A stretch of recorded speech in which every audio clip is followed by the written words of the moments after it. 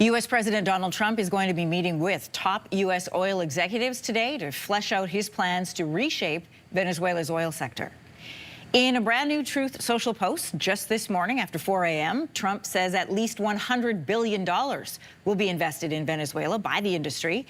Now, that's raising questions about what those executives are planning to get out of this deal. So for a closer look this morning, we are joined by Canadian Senator Peter Beam, Chair of Foreign Affairs and Trade Committee, and former ambassador to the Organization of American States. Good morning. Good morning, Anne-Marie. First of all, your reaction to this Truth Social post and this dollar amount that's been placed for the U.S. oil companies about this extraction plan of oil from Venezuela. Well, I think the first question is, where is this $100 billion going to come from? I think oil companies are going to be rather cautious in investing. They lost their investments over the past 20 years in Venezuela. The infrastructure in Venezuela has been degraded since, so they're going to want some guarantees, particularly if it's their money.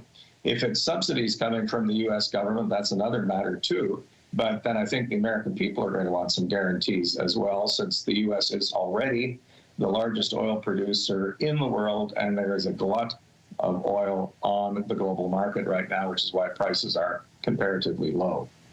Now, in order for Trump and America to use Venezuela's oil and resources, he's going to need buy-in from the U.S. oil companies.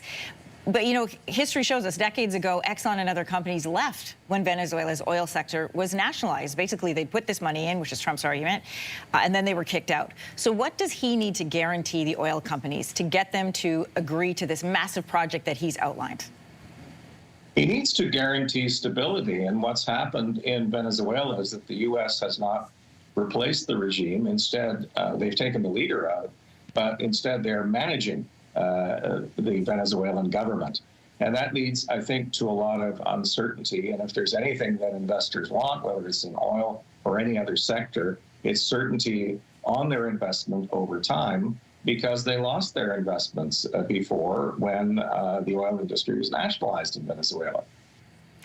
The other question I have is how this would actually work on the ground. Does this mean U.S. oil companies would come in, drill, and create their own wells? Or, if you're following sort of Trump's logic of this is ours originally, would they go back and reman the wells that they had dug years ago? Like, how does that work on the ground? I'm not an oil expert, but I suspect it's a combination of both. They will want to make sure that the fields are producing. They will have to update the infrastructure because it's been degraded. They're going to have to bring in their own experts and technicians. Many of them had come from Venezuela originally. The question is whether they would want to come back. And there would have to be security guarantees, because Venezuela is an impoverished country and there's a lot of domestic turmoil. Be interesting to see if U.S. troops and the military were part of that security plan. You know, a lot of talk has been around the timeline. How long is this actually going to take in order to see these revenues come in for the U.S. and Venezuela? After the U.S. invasion of Iraq in 2003, it was 10 years before the country got back to its pre-war production levels. So under this direction of the Trump administration, this plan he's laid out, how long do you think it could take to revamp production levels?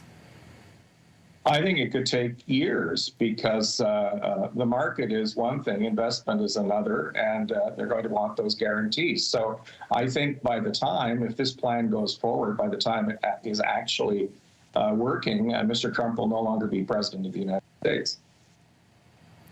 How is that going to affect us if we're looking at it through a Canadian lens? How does all of this plan, what's decided today, what comes out of this meeting, where does Canada land in the midst of this conversation?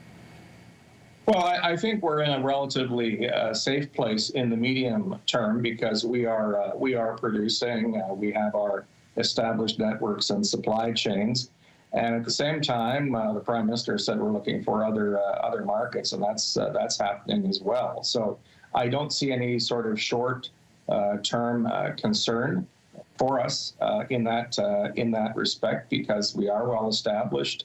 And industry is very comfortable, and the industry is also integrated. So longer term, if this goes ahead, there may be implications, as there will be for oil from other countries and for the global market more generally. Peter Beam, thanks for your time. Appreciate it. Pleasure, Anne-Marie. Thank you.